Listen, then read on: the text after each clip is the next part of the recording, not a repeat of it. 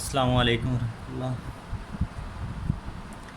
कल हमने 3 क्वेश्चन कर लिए थे, फोर्थ आप लोग पढ़ लेंगे, बहुत इजी है, कोई इशू नहीं है। और वैसे अगर आप करना चाहें तो कर लें, नहीं करना चाहते तो ना करें, कोई इतना इम्पोर्टेंट नहीं है। ठीक है, आगे बल्कि हमने 4 क्वेश्चन कर लिए थे, 5वां है। ठीक है, तो 5वां क्वेश्चन जो है शाम सीरीज़ का सॉल्व प्रॉब्लम्स में क्या कहता है, अ क्वांटिटी ए जे के एल एम। ठीक है, ये क्वांटिटी है which is a function of coordinates X I transform to another coordinate system x bar I according to the rule. उन्होंने इस रूल के तहत इस क्वांटिटी को लिख दी है। ठीक है, ए बार पी क्यू आर एस और ये ट्रांसफॉर्मेशन रूल लिखा उन्होंने, और ए जे के एल एम। ठीक हो गया। इसके बाद वो पहला जो उनका क्वेश्चन है वो ये पूछते हैं, is the quantity a tensor. क्या ये जो उन्होंने क्वांटिटी ली है ये वाली, क्या ये टेंसर है कि नहीं, ये बताना है एक तो। दूसरा है इफ़ सो, अगर ये क्वांटिटी वाकई टेंसर है तो right the tensor in the suitable notation. जो हम यूज़ करते हैं सूटेबल नोटेशन, उन्होंने कहा वो शो करें। ठीक है, and give the contravariant and covariant order and tensor of tensor and rank. कि कंटा वेरिएंट और को वेरिएंट जो टेंसर है इनका ऑर्डर हमें बताएं और इसका रैंक भी बताएं। ठीक है, सबसे पहले तो हम देखते हैं क्या ये क्वांटिटी टेंसर है या नहीं है। तो पहले का आंसर है yes, it is a tensor quantity. कैसे मुझे पता लग गया, क्योंकि एक क्वांटिटी इधर है और ये ट्रांसफॉर्मेशन रूल लगा हुआ है। क्या लगा हुआ है? ट्रांसफॉर्मेशन रूल उन्होंने दिया हुआ है, तो इसका मतलब है कि ये क्वांटिटी क्या है, टेंसर है। जहाँ पे भी ट्रांसफॉर्मेशन रूल आता है, ठीक है, हमें पता लग जाता है कि एक जो गिवन क्वांटिटी है वो क्या है, टेंसर है। तो मुझे इस ट्रांसफॉर्मेशन रूल से पता चला कि ये एक टेंसर है, तो मैंने इसलिए कह दिया yes it is a tensor quantity. ठीक हो गया। अब दूसरी बात है, वो कहता है सूटेबल नोटेशन में लिखें। तो सूटेबल नोटेशन जो हम टेंसर के लिए यूज़ करते हैं ये वाली है। ठीक है, कि हमने ये लिखा है कि ए के एल एम और जे, और अब ये अपर इंडिसेस और लोअर इंडिसेस यानी कि कंट्रा वेरिएंट और को वेरिएंट इंडिसेस का मुझे कहाँ से पता चला, ये आप लोग इस ट्रांसफॉर्मेशन रूल से देखेंगे।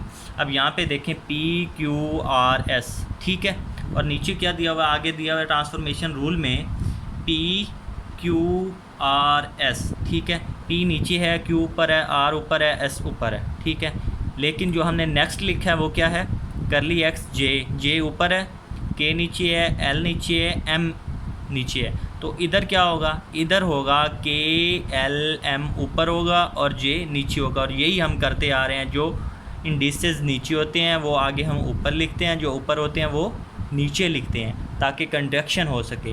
तो ठीक है, यहाँ पर के एल एम नीचे है ट्रांसफॉर्मेशन रूल में, तो मुझे अंदाज़ा हो गया कि इधर जो हमारे पास टेंसर मौजूद होगा जिसकी हमने सूटेबल फॉर्म लिखनी है, उसमें ये वाले इंडिसेस के एल एम ऊपर आएंगे और जे जो होगा वो नीचे आएगा। यानी कि मैंने इस ट्रांसफॉर्मेशन रूल को देखते हुए ये लिखा है, सूटेबल नोटेशन में लिख दिया। ठीक, आगे जो थर्ड क्वेश्चन है उसका वो ये कहता है कि इसका जो कंट्रा वेरिएंट और को वेरिएंट ऑर्डर है वो बताएं और टेंसर का रैंक भी बताएं। तो कंट्रा वेरिएंट ऑफ ऑर्डर 3, क्योंकि हम यहाँ से जब सूटेबल नोटेशन हमने लिख लिया, हमें नज़र आ रहा है कि ये 3 इंडिसेस जो हैं वो ऊपर लगे हुए हैं, द कंट्रा वेरिएंट पोजीशन पर हैं, तो ऑर्डर क्या हो गया 3, और एक नीचे है को वेरिएंट वाली पोजीशन पर, तो उसका ऑर्डर क्या हो गया 1।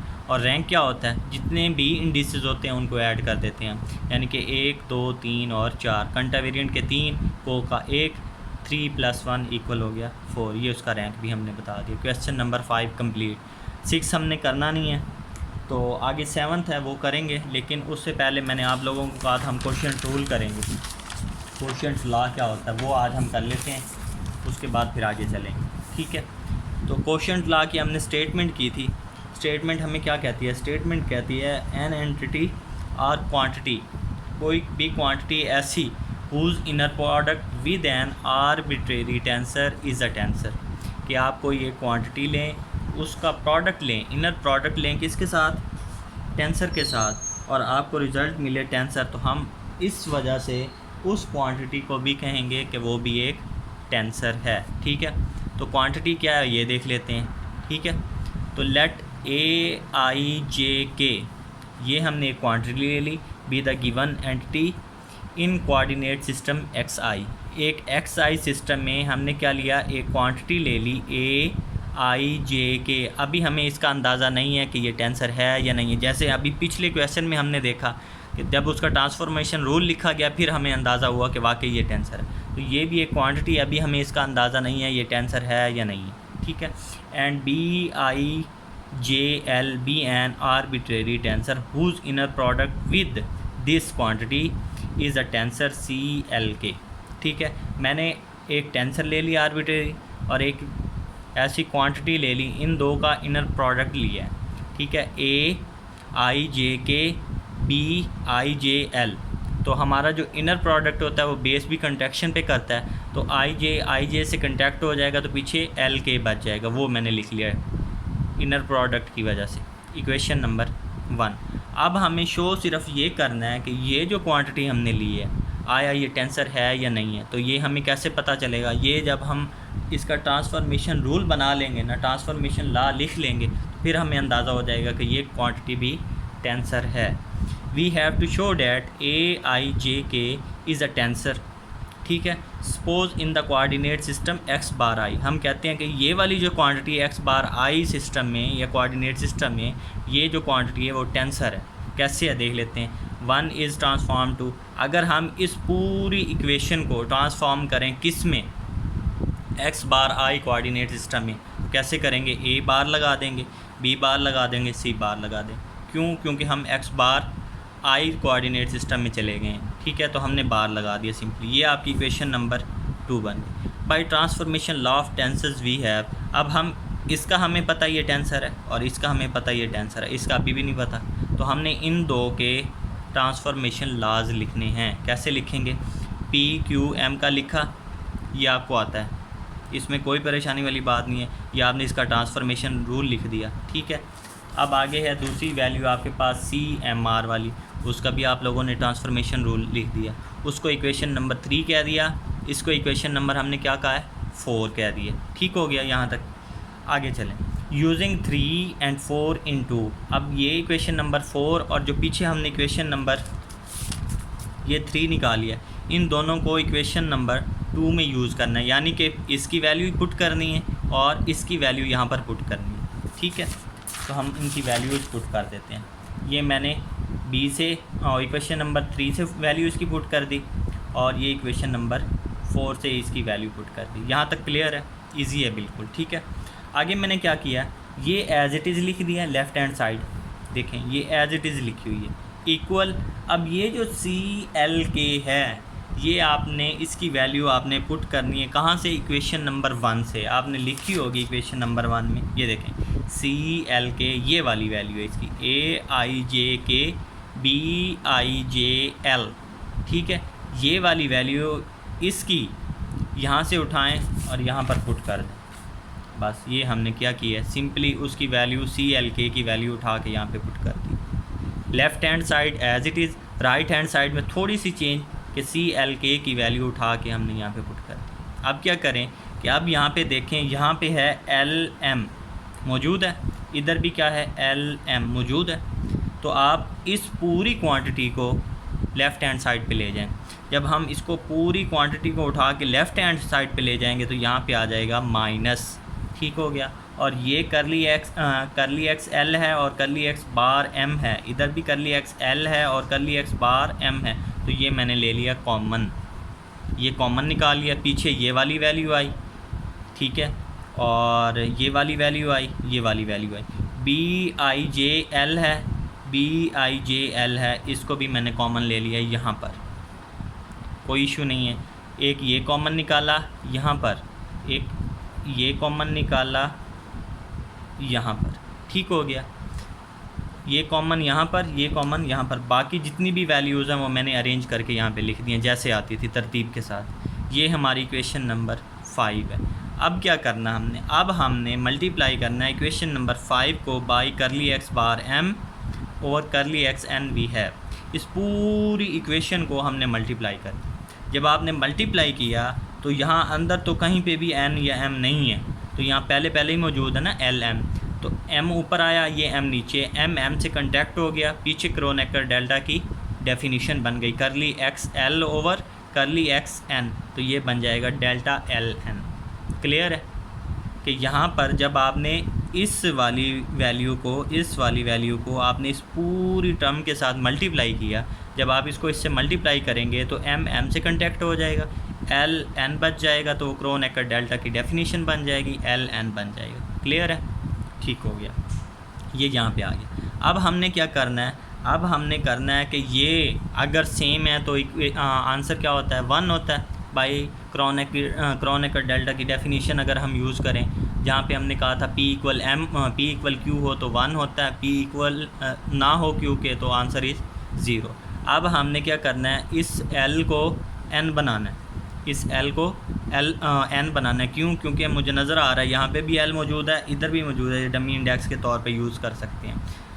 ठीक है, तो हमने थ्रू आउट जहाँ पर L होगा वहाँ N पुट करना है ताकि ये 1 हो जाए। तो अब यहाँ पे N है तो यहाँ पे L की जगह मैंने क्या किया, N पुट कर दिया। तो यहाँ पे N जब होगा तो ये आंसर हो जाएगा 1, इसका यहाँ पे 1 हो जाएगा। क्लियर है? यहाँ पर जब आप n पुट करेंगे तो क्रोनेकर डेल्टा की डेफिनेशन बनेगी और ये इसका आंसर बन जाएगा 1। और फिर अंदर कहीं पे भी l मौजूद नहीं है तो फिर यहाँ पे मौजूद, यहाँ पे आप उसको लिख देंगे n। क्लियर है? जहाँ पे l होगा वहाँ पे हम n पुट कर देंगे तो वो आंसर 1 हो गया। तो ये बाकी इक्वेशन मैंने एज इट इज़ लिख दी।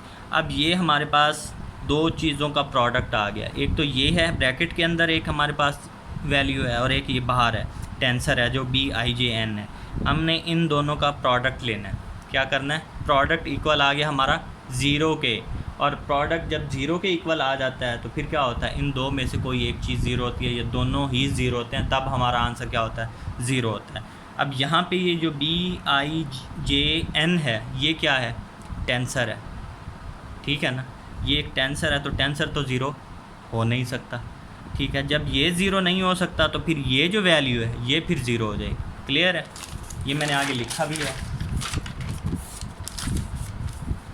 अब देखें तो मैंने ये वाली पूरी वैल्यू क्या की, इक्वल टू 0 ली थी। क्लियर है? इक्वल टू 0 ली, सॉरी ये मैंने नहीं लगाना था, इक्वल टू 0 ली।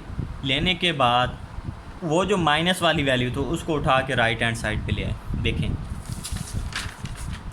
ये दो चीज़ों का प्रोडक्ट, ये 0 है नहीं, ये इक्वल टू 0।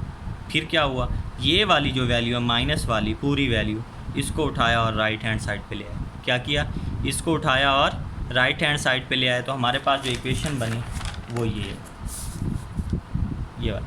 ठीक है, क्यों? क्योंकि BIJN is a tensor, so BIJN not equal to 0। Again multiply with curly x I over curly x L, curly x J over curly x M we have.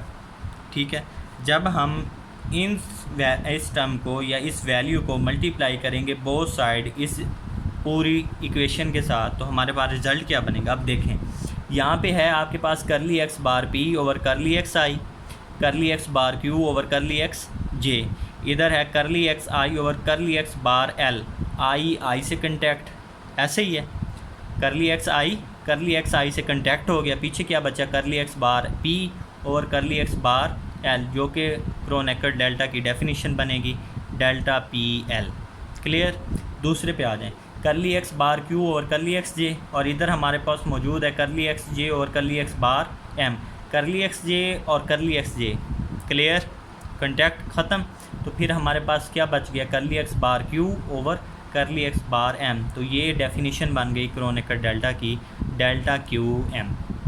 Left hand right hand side as it is आ जाएगी, बस वो multiplication साथ लग जाएगी, I और J वाली term जिसके साथ मल्टीप्लाई होके लिखी जा सकती। ठीक है, क्लियर है? ओके, आगे हम क्या करते हैं, पुट कर देते हैं L equal to P and M equal to Q।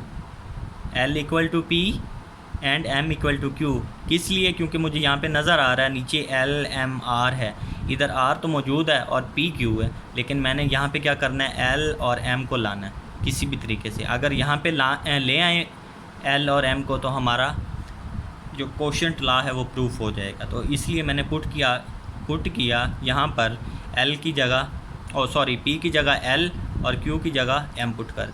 Clear है? तो फिर पूरी इक्वेशन में जहाँ पे P होगा वहाँ पे हम L पुट करेंगे, जहाँ पर Q होगा वहाँ पर हम M पुट करेंगे।